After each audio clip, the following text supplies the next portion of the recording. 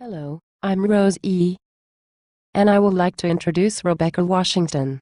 She's the mother of 3 and a newly grandmother of 1. Reside in beautiful Beaufort, South Carolina. She came to love technology over 15 years ago. Now here is Rebecca.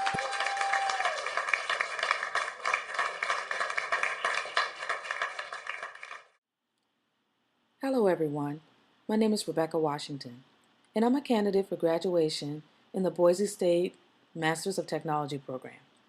I'm currently employed with the Beaufort County School District as a Technology Support Specialist. I provide technical support for Whale Branch Early College High School. This early college high school is designated as a magnet program for students to be able to earn their associate's degree or certificate by the time they graduate from high school. Even though I'm not a teacher, I've been able to share my EdTech learning experiences with many students and teachers. I would like to share with you what I've learned and some of the artifacts that I created while attending Boise State University. EdTech 501 Introduction to Educational Technology. In this course, Dr. Schroeder introduced me to Zotero and Google Docs. These two programs helped me to organize my research materials, share information with my peers, and have all of my files readily available online.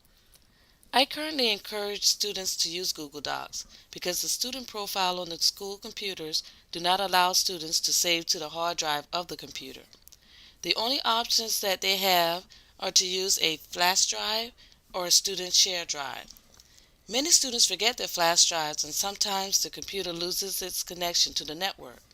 This is just a precaution that they may have all of their documents readily available. The next artifact is EdTech 502, Internet for Educators. The website I created consisted of many separate projects. I remember creating an adequate page that informed learners of how to communicate in an online environment. I later recreated a similar version in EdTech 521, Online Learners for K-12 Learners.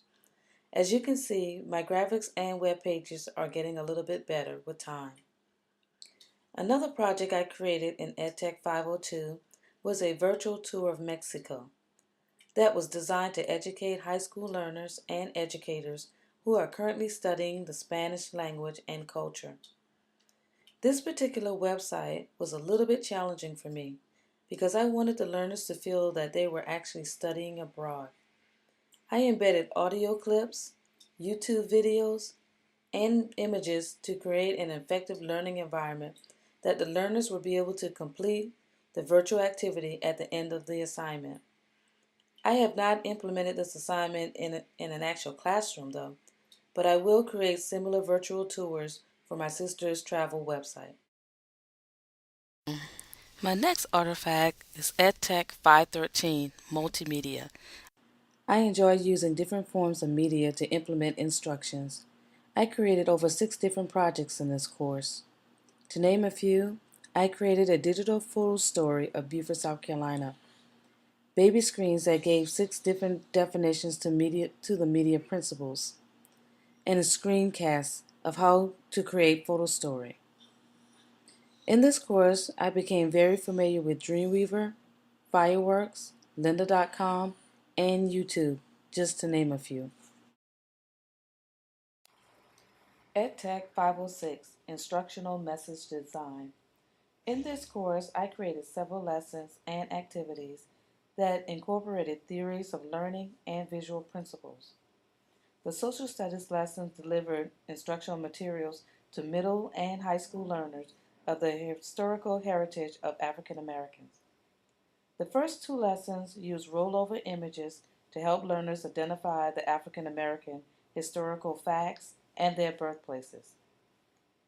The third lesson is a visual timeline of African Americans that gave facts to the learners by providing a step-by-step procedure timeline with visual and audio information about the African American.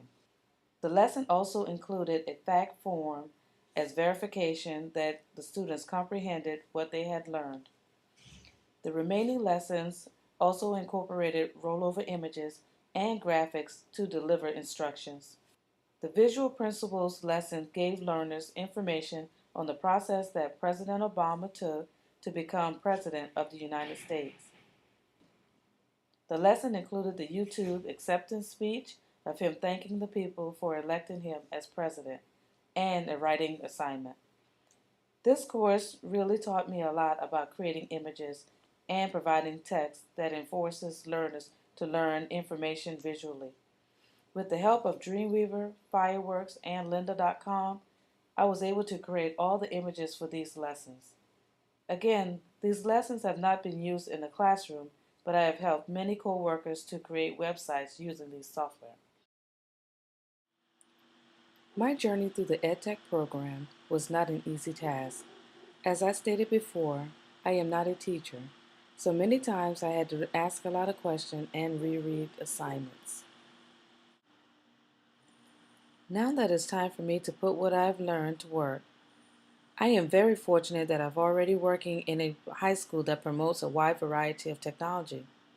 Last year, Well Branch Early College High School received a $100,000 grant to create a high-tech center that enhances science and technology education.